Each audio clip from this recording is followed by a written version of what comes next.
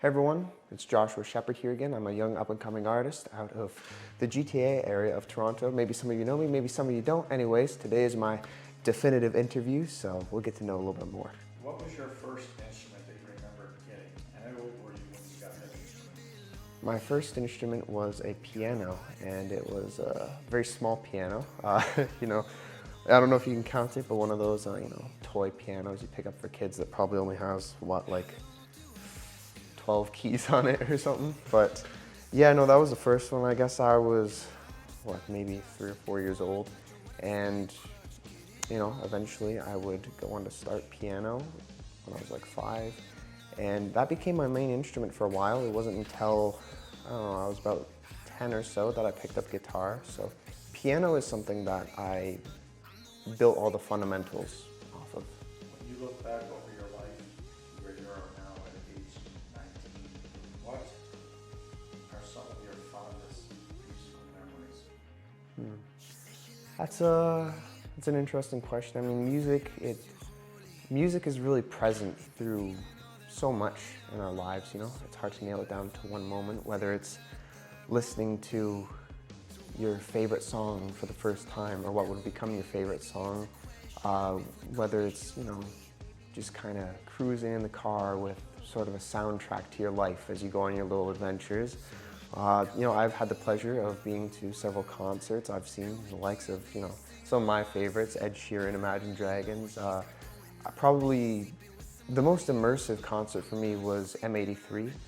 I had the pleasure of seeing them last year, and it was quite the incredible experience. But I think my favorite musical memory is probably the launch shows I do for my own songs. Usually it's a time where I can gather some friends and family and do a little show at a local pub or whatnot, and just kind of have a group of people that I feel good around, people I know that got my back, and just kind of share what I have with them. A lot of young singers, such as yourself, they often relate to singers from the past.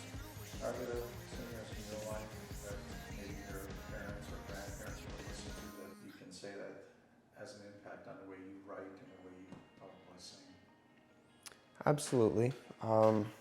When I was young, I grew up with a lot of sort of classic tunes and melodies in the house, whether it was, from my own parents or visiting grandparents, whatever music was around, of course, becomes an influence.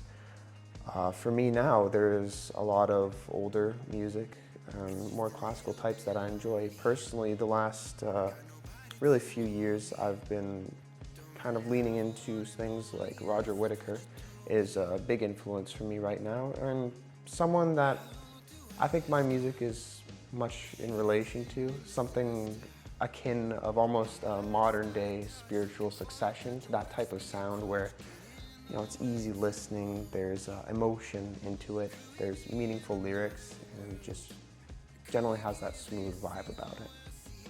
Earlier you mentioned that you liked Imagine Dragons, Ed Sheeran, and maybe 3. Are there other musicians or favorite groups that come to mind when you think about, who you listen to currently or in the past? Yeah, I have quite the diverse spread of music I listen to.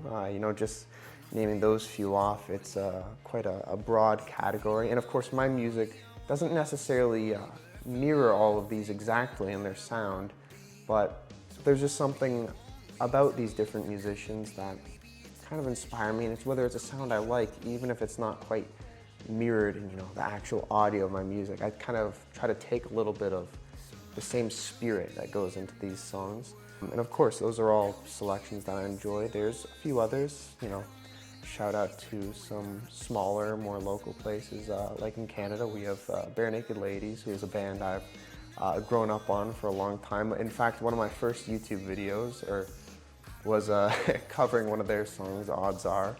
And there's a few others, another smaller group, and I always love to give attention to other smaller artists like myself that are trying to make something of it. And these guys are pretty successful. Jukebox the Ghost is another favorite. They're a band that has a lot of great tunes that I like to cover during my own set lists, whether I'm performing here or there.